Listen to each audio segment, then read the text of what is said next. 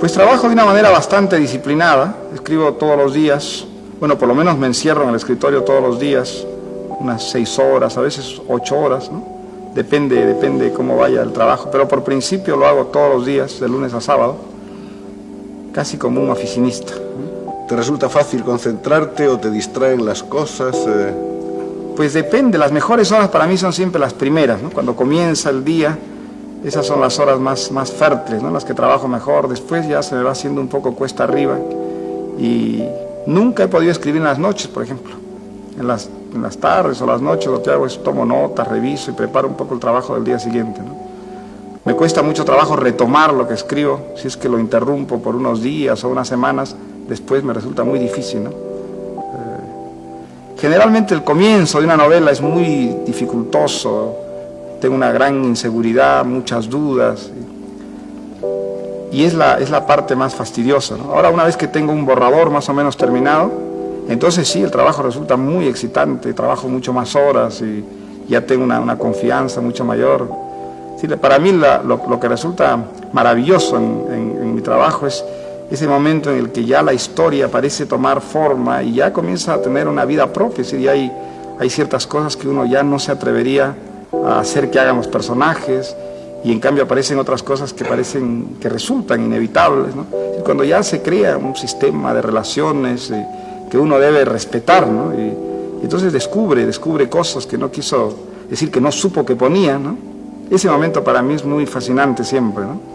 Llevo muchísimo tiempo escribiendo historias, lo hago desde mi adolescencia y aunque a ustedes les parezca mentira, ese proceso del que nace una historia, un cuento, una novela, una obra de teatro, sigue siendo para mí profundamente misterioso. Un proceso en el que tengo la impresión de que solo una parte de él la controlo enteramente, con mis conocimientos, con mi conciencia, con mi voluntad, en tanto que en el resto de ese proceso intervienen elementos espontáneos, irracionales, imprevisibles, que pasan por debajo o por encima de mi conciencia y que siempre me están sorprendiendo. Creo que es obvio que en la tarea creativa intervienen elementos que no pasan por la conciencia. Para mí, estos elementos aparecen inevitablemente siempre en lo que llamaríamos la elección del tema sobre el que escribo. Es una elección que, en cierta forma, no es una elección, porque la palabra elección significa una decisión perfectamente clara, deliberada, consciente, y la verdad es que nunca he elegido un tema, entre comillas, de esta manera. Los temas siempre se me han impuesto, y se me han impuesto a partir de ciertas experiencias vividas.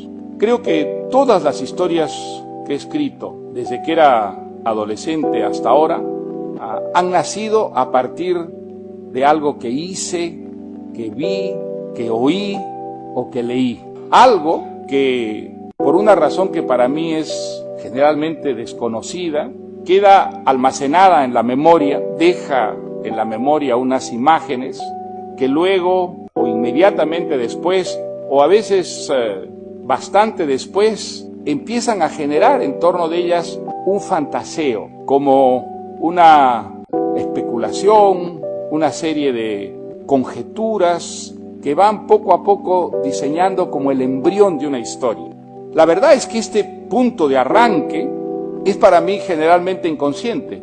No me doy cuenta, es algo que me ocurre de una manera más bien distraída, hasta que de pronto descubro que hace algún tiempo vengo, de rato en rato, en momentos más bien de abandono o distracción, construyendo algo a partir de esas imágenes que mi memoria conserva muy vivas. Al principio nunca sé si eso va a prosperar o si eso va a eclipsarse, que va a ser como una tentativa iniciada y frustrada de delinear el boceto de una historia, o si eso va a perseverar.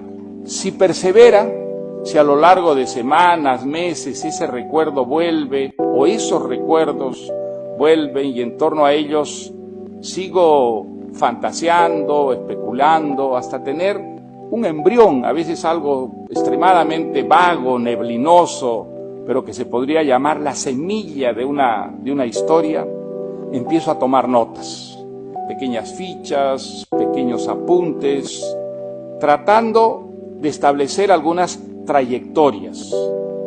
Eso es lo primero que me preocupa y lo que me da una cierta seguridad al empezar a diseñar el esquema de lo que sería una historia.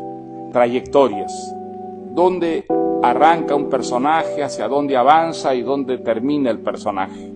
Y luego, si sigo tomando esas notas, tratando de cruzar y descruzar esas trayectorias hasta que se vaya configurando como el esqueleto de una historia. Es un proceso que a veces me toma semanas, meses o incluso años. Hay historias que he escrito 10, 15 años después de haber sentido por primera vez ese desasosiego que ciertas imágenes de la memoria me generan y que son como el punto de partida, el punto de arranque de una historia. En otros casos no, en otros casos la experiencia es casi inmediata. Por ejemplo, mi primera novela, La ciudad y los perros, una novela que ocurre en un colegio militar en la Lima de los años 50, un colegio militar en el que yo estuve 2 años como cadete, cuando tenía 14, 15 años. En este caso sí, yo recuerdo desde que entré al Colegio Militar Leoncio Prado, seguramente a los pocos meses de estar allí, en ese internado militar, quise escribir alguna vez una novela inspirada en las cosas que veía, que hacía, que constantemente ocurrían a mi alrededor y que me estaban sorprendiendo, desconcertando, asustando, abriendo a mis ojos un tipo de experiencias que no había tenido nunca antes. Una vez que tengo un tema que me ha elegido y que yo he elegido, ¿qué hago? ¿Qué hice, por ejemplo, en el caso de la historia de los habladores machiguengas? Un esquema, como ya les dije, muy general, muy vago, unas trayectorias que se cruzan, se descruzan hasta formar, digamos, como el esqueleto de una historia. Y luego, al mismo tiempo que comienzo a escribir, me documento. La documentación para mí es absolutamente fundamental, pero no hay que entender, digamos, esta palabra, documentarse, en el sentido en que la usaría un investigador, un historiador, un sociólogo que revisa documentos, libros o busca informantes para tratar de establecer un conocimiento objetivo, una verdad. No, en absoluto. A mí no me interesa la verdad cuando estoy documentándome respecto a determinado tema para escribir una novela. Me interesa familiarizarme con el mundo que voy a inventar. Y para familiarizarme con el mundo todo vale. Vale el conocimiento científico, por ejemplo, en el caso de los machiguengas, los trabajos de los etnólogos, de los folcloristas, de los antropólogos que escribieron sobre los machiguengas, las relaciones de algunos misioneros católicos, sobre todo dominicanos, que han trabajado mucho en la zona de la Amazonía donde están los machiguengas, y también los relatos, los cuentos, las leyendas recogidos por folcloristas o por misioneros y traducidos al español para poder entrar un poco en el mundo imaginario, en la religión, en las costumbres, en las creencias de los machiguengas. Esa documentación para mí es muy importante porque constantemente me está suscitando imágenes, ideas que incorporo a la novela. Repito que no es una documentación de tipo científico, No es una documentación que busca establecer una verdad y deslindarla de un error. No, es una documentación para sentir más de cerca aquello que quiero inventar, para irme familiarizando con la manera de ser de ciertas personas que luego van a ser la materia prima de los personajes que voy a inventar.